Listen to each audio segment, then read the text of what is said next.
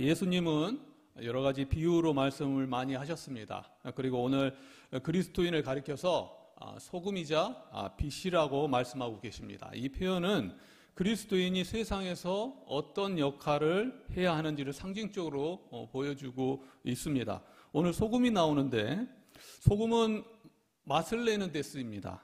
흔히 하는 말 중에 살맛 난다라는 말이 있습니다. 세상을 살아가는데 행복감이 있다라는 표현일 것입니다. 특히 맛이라는 이 감각은 우리에게 감정에 영향을 주기도 합니다. 맛있는 음식을 먹으면 때론 행복감을 느끼기도 하기 때문이죠. 말씀을 준비하면서 여러 가지를 찾아봤더니 어떤 사람은 돈만 있으면 살맛 난다라고 말하는 사람이 있었습니다. 그리고 자녀가 좋은 대학에 들어가서 잘 되어서 살맛 난다. 각자 사람들은 살맛 나게 하는 요소가 참 다양하다는 것을 알 수 있었습니다. 맛을 내기 위해서 소금은 빠질 수 없는 요소라는 거죠. 꼭 들어가야 하는 것입니다. 그리고 소금은 고대 사회에서 부패를 방지하는 용도로도 쓰였다는 거죠. 근데 무엇보다도 음식을 만들 때 소금이 없다고 생각한다면 아주 끔찍합니다.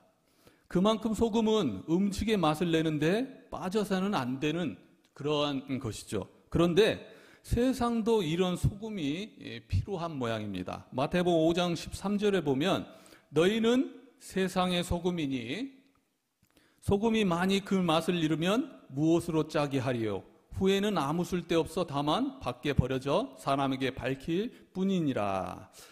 예수님께서는 그리스도인에게 소금 같은 존재가 되기를 바라셨다는 것을 알 수 있습니다. 삶에 있어서 맛을 내는 존재가 되어야 한다는 말씀일 것입니다. 그리스도인은 세상에서 삶의 의미와 가치를 더하는 사람이어야 된다는 의미죠. 세상은 각박합니다.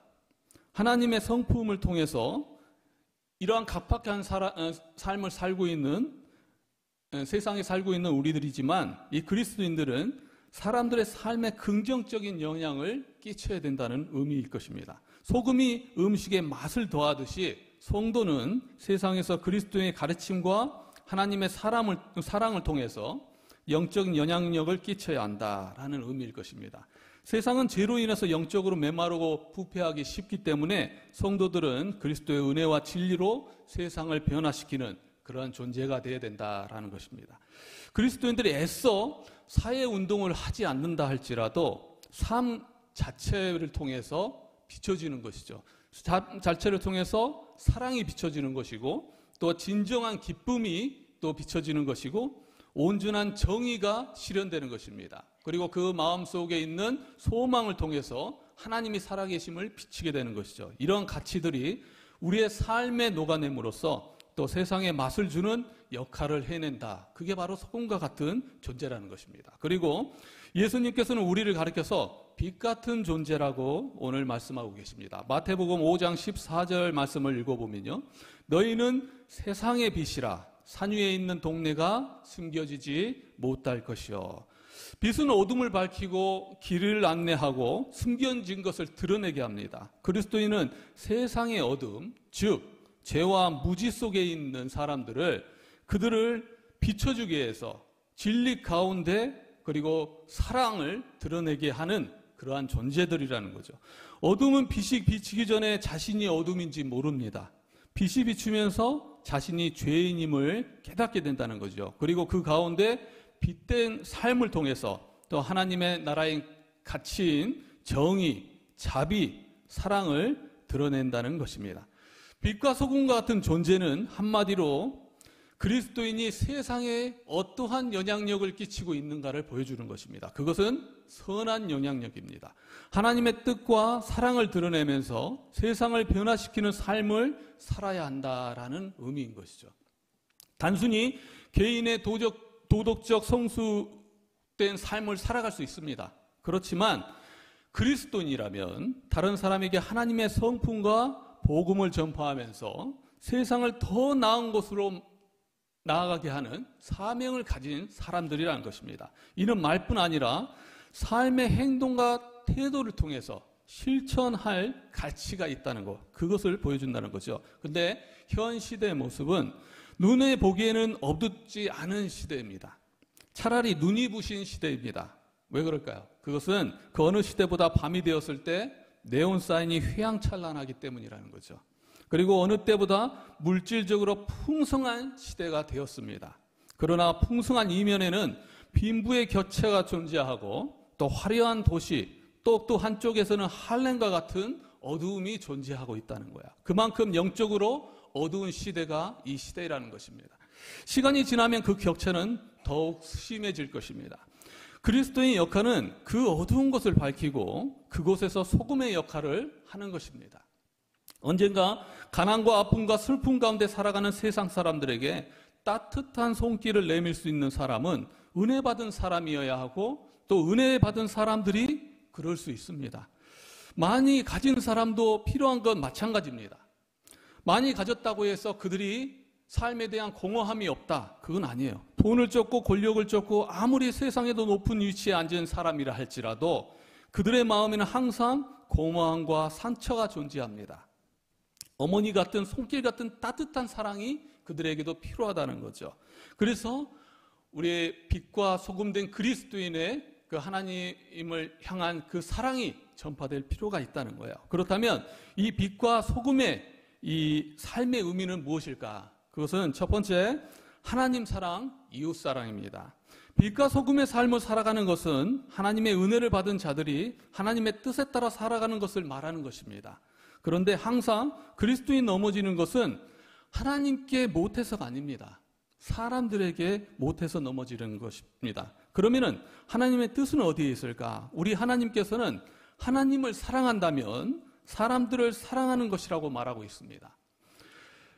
예수님께서 마태복음 25장 40절에서 임금이 대답하여 이르시되 내가 진실로 너에게 이르노니 너희가 여기 내 형제 중에 지극히 작은 자 하나에게 한 것이 곧 내게 한 것이다 라고 말씀하셨습니다. 하나님의 하는 것은 지극히 작은 자에게 하는 것이다 라고 말씀하신 거예요. 그것은 선한 사마리아의 비유를 들어보면 확연히 알 수가 있습니다. 예수님께서 율법교사가 내 이웃이 누구입니까? 라고 물었을 때 선한 사마리아의 비유를 통해서 확연히 그 뜻을 알려주셨습니다. 어떤 사람이 강도를 만났는데 모든 것을 빼앗기고 심하게 다쳤습니다. 길가에 버려졌습니다. 그때 마침 제사장이 지나가다가 그를 보았지만 그냥 지나쳐 버렸다는 거예요. 레인도 다가왔지만 그냥 지나쳐 버렸습니다. 그런데 한 사마리아인이 그를 불쌍히 여겨서 상처를 치료하고 여관에 데려다 주었다는 거예요. 제사장과 레인은 하나님을 사랑하는 사람이었습니다. 그런데 그것을 사람에게 실천하지 못했다는 거예요. 공경에 처한 사람을 돕는 일에는 무관심했다는 것입니다. 그렇지만 사마리아인은 이웃 사랑을 실천했다는 거예요. 이 예수님의 비유를 통해서 하나님의 뜻이 어디에 있는가를 우리들에게 보여주고 있다는 거예요. 하나님을 사랑하는 것은 반드시 사람을 사랑하는 행위를 통해서 연결되어야 된다는 것입니다. 하나님께서 우리에게 주신 가장 큰 계명 중 하나는 내 이웃을 내 자신과 같이 사랑하라 라는 말씀이었다는 거예요. 따라서 사람을 사랑하지 않는 것은 하나님의 뜻을 온전히 따르지 않는 것이라고 볼 수 있습니다.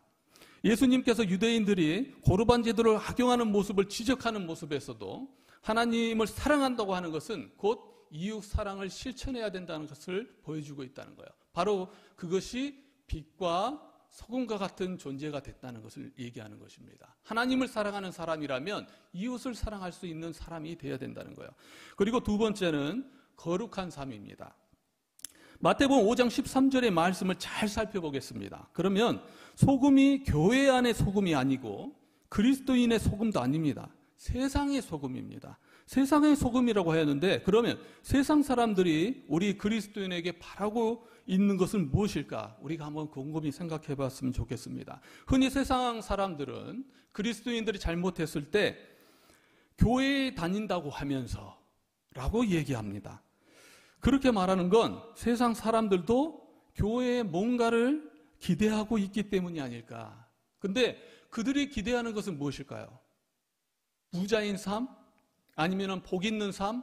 그런 것을 그들이 기대하고 있는 것일까?